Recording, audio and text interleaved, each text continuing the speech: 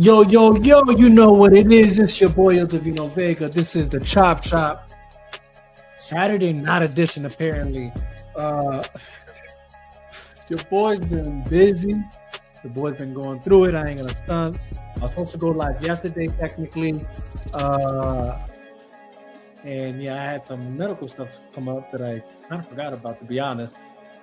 And but we're here, man. We're here. We in good health. Thank God for that. And you know, I just figured let's go live tonight. Why not? There's a lot to discuss for sure, for sure. If you saw the promo or the little description and any of the things that I posted, you know exactly what we're talking about. Maybe some other things, um, due to more relative news that just popped into my radar and stuff. Um, but man, a lot to discuss. That's why I was like, you know what? I'm not gonna wait till next week. I'm just gonna go ahead and go live. Again, my bad, guys. I know I said I'm gonna try and do it Monday, Wednesdays, and Fridays. But I'll be honest, man, between the classes I'm taking and just other things coming up, it's just kind of hard to really hone in on these things. But and then like I said, yesterday I was in the hospital, had a procedure done. But like I said, I'm in good health, everything's good. So praise God for that. But anyways, man, there's a lot to discuss. But I want to start with this because I just saw that Michael movie, kind of like a last minute hoorah, I guess you could say, or last minute decision, man. And real talk, man, I gotta say, like, I was really impressed with the movie, man. Um, it's it's not it's I guess it's not. It's funny to see kind of the down talk on it. I'll say that. I'll say that much. There is some down talk on the movie, but definitely not finding it to be not landing for me. Whatever the nonsense was, I will say I agree with every positive review out there right now. Um, the movie is looking like it's on pace. It's on pace to be like the next big thing, right? Like as far as biopic musics are, or biopic music movies are concerned, right? Right now, as we know it, the biopic music king of the charts in that realm, in that genre, is that Bohemian Rhapsody movie, which rightfully so is where it's at, right? I want to say it made over like 900 million or something like that in the box office. Um, and again, rightfully so. I saw that movie as well. Again, who doesn't like them? Some Queen. It is what it is, right? Um, but as it's looking right now, I mean, Michael's looking to, I think, possibly pass it up. I think it's going to be the new reigning champ. Uh, on in that sphere, in that genre of in that Mount Rushmore of biopic movie films. It's looking like that might be the one to take the crown. I'm looking at the numbers, and already it's projected to have somewhere between 95 to 100 million US projected first weekend. I'm not getting the numbers where it's at yet. Again, the weekend hasn't finished, so that kind of makes sense. But oh no, actually, no, I'm lying. As of right now, official opening day alone, it's already pulled out in somewhere in about 38 to 40 million dollars in the US, which is the biggest opening day of 2026 so far. Previews totaled about $12.6 million, the highest preview haul for any movie this year. So again, where it's at already now, officially, it's already close to what the opening was for the US opening, which was at 51 million for Bohemian Rhapsody, right? They're projecting 220 anywhere from 200 to 206 million globally, is what's projected for the Michael movie, where Bohemian Rhapsody stood at 140 million in its global opening. estimated, from trade coverage. Um, so if it pans out the way it's looking, Michael seems to be taking crown. And granted, again, then we got to talk about the legs of this film. Here's the crazy part. Not no, it's not actually not crazy. This movie has legs for many reasons. I'm gonna try not to give too much away, although I feel like some people have already given some things away from other commentators I've seen, and I'm kind of like, oh, you probably shouldn't have said that. I think that's something to take away from the movie, but at the same time, maybe not. Maybe it's actually a reason to have people go watch the movie, right? So I don't know. If I get there and I feel it's noteworthy, I'll mention it. But again, as of right now, man, it's taking the cake. Yo, we got Pin Zone in the comment section. What is good, brother? What is good? Good to see you in the comment section as always, brother. Talking about the movie Michael right now. It's bro, it is it's on track. It's on track to beating Bohemian Rhapsody as far as opening weekends are concerned, both in the US and globally. The numbers still yet to be found out once we get there, but it's already close to that 51 million in the US alone. So that seems about right. I think the projections are true. And I think if we're gonna be honest, I think this might sound crazy, but I mean, when we're talking about star power, Queen or Michael, who had more pool, you know what I mean? So we'll see. But let's see. Pinzone in the comment section says, I feel like the movie was rushed a little bit, but I liked it. The critics are tripping again. Oh, the critics are always tripping. 27% on Rotten Tomatoes. Yeah, no, that either that was autocorrect or I don't know. There's an angle you're going with the Rotten Tomatoes. I don't know yet. You let me know. But yeah, no, they're wilding, tripping, bro. As always. Again, as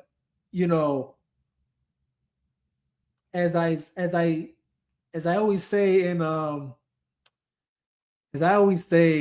what the hell?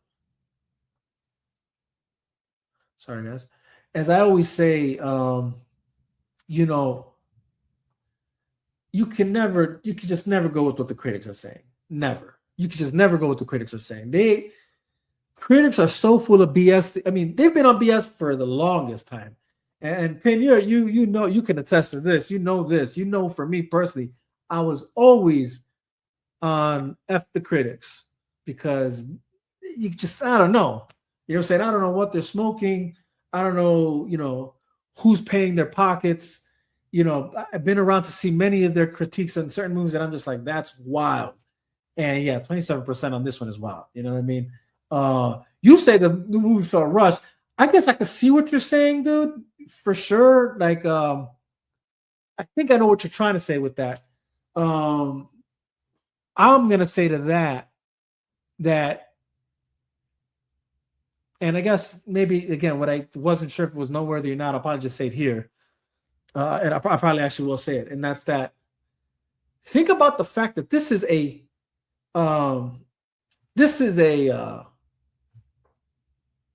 first move. Like, this is the first installment to what may be a, I don't know if it's going to be a trilogy or just a a sequel. There's a sequel coming, bro. You know what I'm saying? That's what's crazy. Like, right? The movie ends. It's not the end. You know what I mean? And it's not like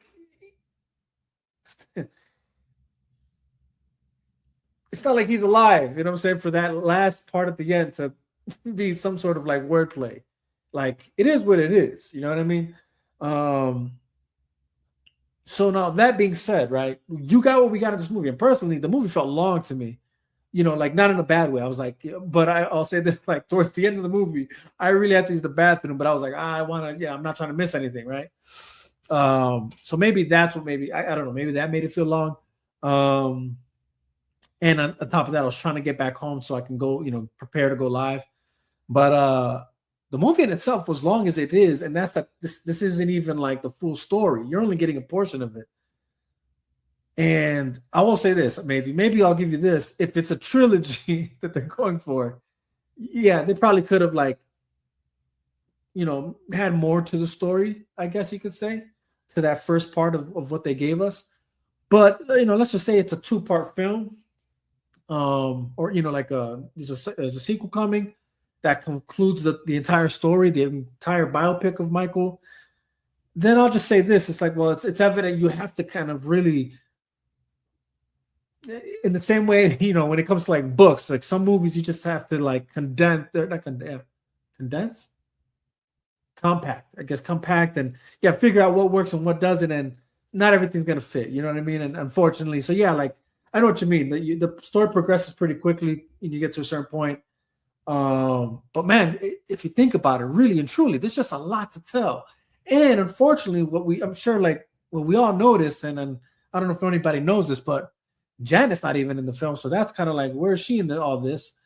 Um, and obviously there's that story to it, angle, which we can get into that in a bit, but yeah, man, so but I hear you when you say that it did feel rushed. Like I know what you're trying to say, and I get it to a certain degree. I'll say I can give them the benefit of the doubt and say, like, man, there's just so much to that story that I'm not so sure you can actually fit the entirety of the story. Pinzon says, I always say cha cha, boo saw be woo. Yeah, exactly. He said, yeah, I feel that, but I still think that it was rushed in some parts. It left me saying I wanted more, but it was a fun ass movie. Yeah, no, for sure, for sure, it was a fun movie. Um, yeah, like you felt it was fun. It was, for those who don't know his story, it's informative. Uh, for those who do know the history there, like you're kind of like, yep, remember this, remember that, whatever, blah blah. Um, I mean, I was there with my mother-in-law. She was like celebrating as if she was like in the actual concert. I mean, like every time the performances were happening, she was like, "Woo!" You're like, "Get my out!" She was into it. Like, it's like that for sure. That movie was for them too. For sure, more for them, I think, than anything, because anybody who lived in that era. You know what I'm saying? Uh, so but it was fun. It was good. Man, actually, no, I said that, dude, and low key, I had this little kid sitting next to me who was like, I don't know, maybe like 5, 6 years old, who knows? And even he was like singing along, doing his little dance moves in the seat, like, what I'm saying? Like everything, dude. Every time Michael was performing, that little kid was performing. It was a crazy experience for me personally. Um, but uh, but overall, like jam-packed theater, everybody's like, ooh, wow, like, whatever, all that stuff. Like, it wasn't just, I mean, my mother-in-law was probably the loudest and did it the most, but believe me, a lot of people in that theater were very much into the story plot, the performances and all that. And shout out to his nephew, man, like excellent execution from the dance moves to everything, just everything, you know, um, great cast at that too, right? Like, you know, Jafar Jackson is the nephew. I mean, state that. I mean, he did a great job, phenomenal job. Kat Graham is Diana Ross. She did great. I mean, dude, a lot of people in the story it was just cool to see them play the actors they chose to play the set, characters where you're like, oh snap, that's kind of crazy, right? And just to clarify, Jafar Jackson plays Michael, the older Michael, right?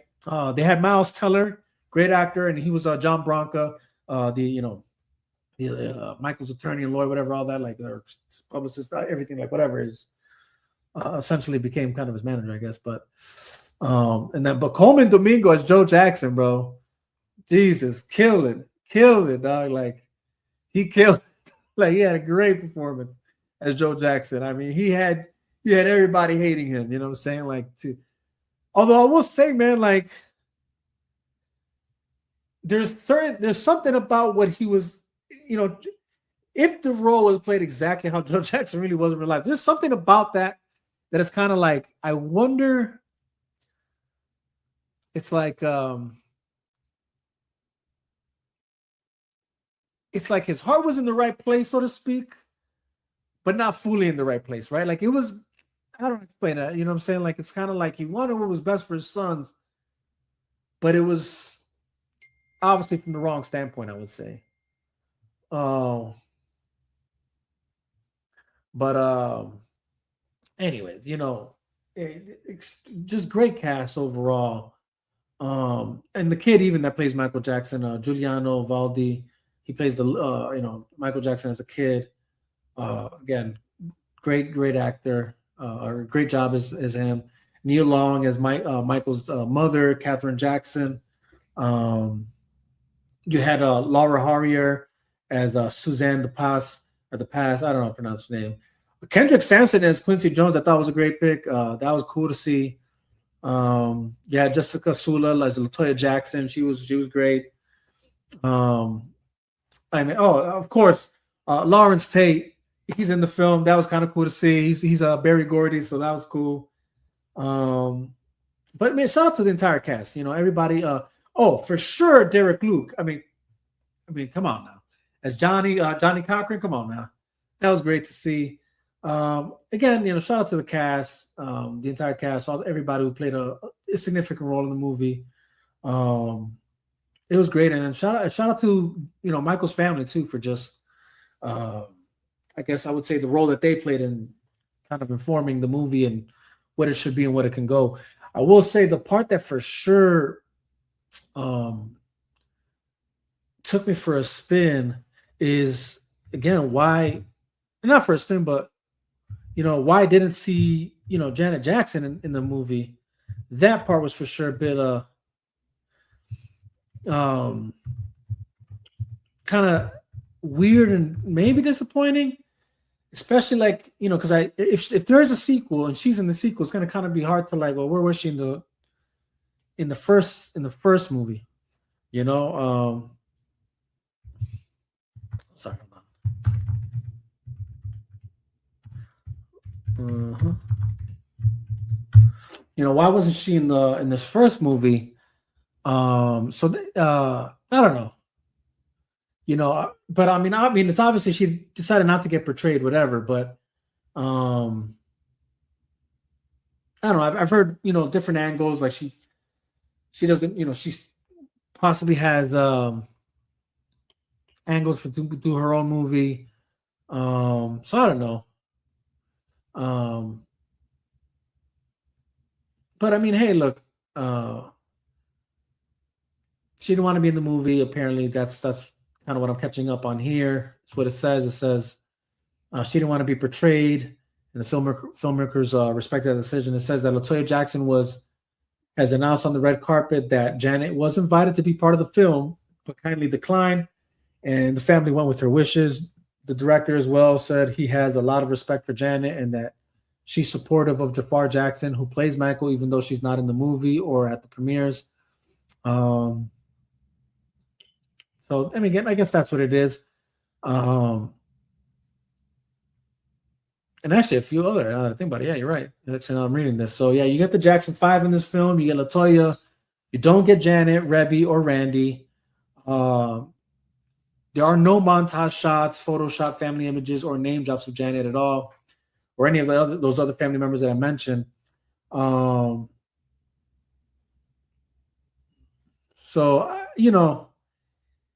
it is that kind of did. He said they couldn't afford her. Right. I don't know, man. Maybe that was the case. Maybe that was the case. Maybe they couldn't afford her. But it kind of is weird because the reality is that Janet does kind of pop and blow up at the same time, but not necessarily at the exact same time as the time frame of the movie. Maybe that's what it is, but towards the latter end of that movie, Janet did have her moment. But again, it's still weird that you're missing out on certain siblings in this film. It kind of did make the story a little bit weird for me, I guess, in that angle. But it's okay. You're getting the Jackson 5. It's a movie about Michael Jackson, so whatever, I guess. He says she was like, I'm gonna need 200 milli if you want me. Oh damn, 200 milli, golly. Yeah, that's this. Jeez. I don't know if she's that important for the film. I don't know if she's that important. I mean, but it's kind of silly. I'll be honest. If I was her, it's weird that she didn't want to be in it, and even the other two siblings. I don't know. Like I really hope we at one point get her actual reasoning. Like at least so I can understand what's your frame of thought here. Like, is it a privacy thing? And it's like, well, if it is, then well, they're still going through with this, and so what's it like? What do you? I don't know. What are you running from? What are you hiding from? What? So you might be right. This actually might be more about money than anything else. And I guess I'm really curious to find out what that's about, and if it's about not wanting to be a pretend like, you know, maybe she has this like complex about being overshadowed by Mike and somehow still being overshadowed by Mike. I don't know. Yeah, I don't want to get too personal and too deep in the weeds. I mean, look, she was a star in her own right. You know, blew up and had her own fame. So I don't, it is what it is. I don't know.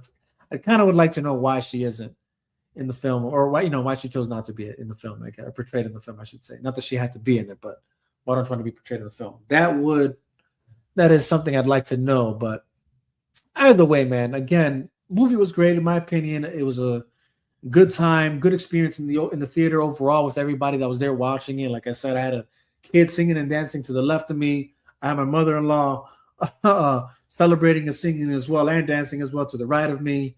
Again, the whole theater kind of was in that mood, that mode. Um, and it is what it is, man. Like, again, you get a lot of the story. And again, if you saw the title of the episode, it's Heavy as the Crown. And that's essentially what you kind of like walk away from. That's one of the things there's a lot that you walk away from this film. And again, I don't want to give too much of the story away if you don't know it, or if you whatever. A lot of people know his story, so it's like I think more. I feel like a lot of people want to go see like how well is this movie portraying Michael, right? Because let's just be honest, a lot of us do know his story, but I do imagine there are a lot that don't, right? Um, so I don't know. Yeah, it's interesting enough. I would say that you learn a lot about his story if you don't know anything about it. Great performances from the actors. Like I said, from the guy who plays the father, the brothers, the mother. Like it's a very well put together film. Um, and Heavy is the crown. You feel again, like I said, you kind of feel for the father at a certain point because, like in the beginning, I'd say before you see the nastiness, because you can see where it's sad that they don't, or not that it's sad. Again, it's not about him. And again, this probably goes to the whole what you said, the story feeling rushed, the movie feeling rushed. To kind of just give more, to feel more, but like at the same time, it can take from things that really matter, right? And it's the movie's about Michael, I guess. Exactly, the vibe with the brothers and anything regarding the brothers, more deep with there was the siblings, or more deep with his parents, aren't necessarily that necessary, I guess. I mean, although you do get a lot of the relationship between him and his mother, which I thought was a cool note to the film. But again, it gives more to who he is as well. It really supports more again the Michael angle. Like I said, though, there is a part in the beginning where you kind of at least, in the same way, because obviously the father is the antagonist of the film, right? In a way, right? And which isn't again anybody who knows Michael Jackson's story, that's well documented. Um, the same way, the same way Ike and Tina have, and Ike, something like that. I guess you could say like, but all that to say that there was that portion in the beginning where I'm like, oh, okay, man, it's kind of sucks because like he had the right intentions, so to speak, right? Like, I don't want my kids to have my same upbringing or struggle, but at the same time, it's just like the lengths you went to, is a bit extreme. Um, and that's that you only see glimpses, you don't see much, but you get enough to know, like what the that there was an issue there and a problem, whatever problem there. Um, but you know, heavy is the crown because Michael rightfully became the king of pop, for a reason, and rightfully still is, you know, um, breaking a lot of thresholds that were there, you know, for a man like him back in that time. And so that, again, it was very interesting to see um, just this retelling, not and retelling in the sense of like not that anything was changed, but other than certain siblings missing in the film. But again, really good movie. It's a must see. If you haven't watched it, if you're contemplating on watching it, go watch it. Go see it. It's worth the watch. Um, it's on again. It's on track to being the now again heavy as the crown. This is why I call it that because look again, we're talking about Michael as the king of pop. The hurdles he had to go through, the thing challenge he had to go through, the hurdles he had to jump, the saying again thresholds he broke through, ceilings he broke. You know what I'm saying? The adversity he had to face, and all that. Meanwhile, even the things within, right, like his challenges within, right, which is kind of sad to see even in the film. Um, Obviously, his insecurities. You're kind of like reliving it in real time. Um, you know, um, but like I said, heavy is the crown because not only does it show his like rise to being the king of pop, but this movie's about to rise to being the top again biopic film of all time, beating Bohemian Rhapsody, which again comfortably sits at over 900 million, right? So again, no small feat. Not to like again, I'm not trying to downplay Bohemian Rhapsody because I love that film. Again, a fan of Queen, so it's that sits right with me, right? Um, but again, Bohemian Rhapsody is taking it. It's right on top. And if you think about it, when you think about other top Bohemian or other top biopic films of have a good like you could say opening domestic, right? Domestic opening. You had Elvis. So like right now, I would say it's like somewhere probably where Elvis is at. Straight Outta Compton also had 60 million its U.S. opening. That's interesting. Rocket Man had 25 US, so it's already beating Rocket Man. It's somewhere in the ballpark of Elvis, probably beating that already. So it's interesting to see that Straight Outta Compton actually beat Bohemian Rhapsody in the US for opening, but that makes sense. That actually makes sense. And then globally, though, Bohemian Rhapsody just blows the rest out of the water. But then overall, when you're talking about total gross, worldwide, Bohemian Rhapsody sits comfortably at 903 million, Elvis at 288 million, Straight Outta Compton at 201 million, Rocket Man at 195 million, Walk the Line at 187 million, right? So, like I said, Michael so far, opening leg, projected to be in that 260 million ballpark. We're not at the end of the weekend. We'll find out at the end of the weekend exactly where the numbers are. But there's no doubt in my mind that it's, again, you're talking about Michael. Like he is, when you look, so let's talk about it, right? When you're talking about Walk the Line, which is sorry. Walk the Line. Actually, I can't even forget this one. Bob Marley, One Love, right? At 181 million, right? Walk the Line at 187 million. Rocket Man 195 million. Straight Outta Compton, which is obviously that NWA biopic movie, whatever. Elvis, right? All those that I just mentioned kind of makes sense why US they had numbers, and some numbers they kind of broke out in global, but like the market wasn't too respectful of them globally as they should have been. But that makes sense. But when you talk about Queen, Bohemian Rhapsody, why it made 903 million, it makes sense. I mean, apart from that movie just being great, right? Like great actor who plays, the Queen guy. His name was evading me right now. But anyways, Um, it makes sense, but that's why I said earlier, like when you're talking about, you know, Michael Jackson, that it is he's probably not just on the Queen level, but possibly higher. So that's what I'm saying. Like, there's no doubt in my mind this movie's gonna do numbers. Um, so again, it's interesting to see. I guess just in real time to just how well this movie's doing. Again, went to go see it myself, so I can attest that this movie is worth the watch. Um, Honorable mentions as far as biopic films are concerned, that I'm kind of like shocked that they weren't on my list or weren't on the list when I looked up the numbers. We got Sean Franklin in the comment section. He said, "What's up?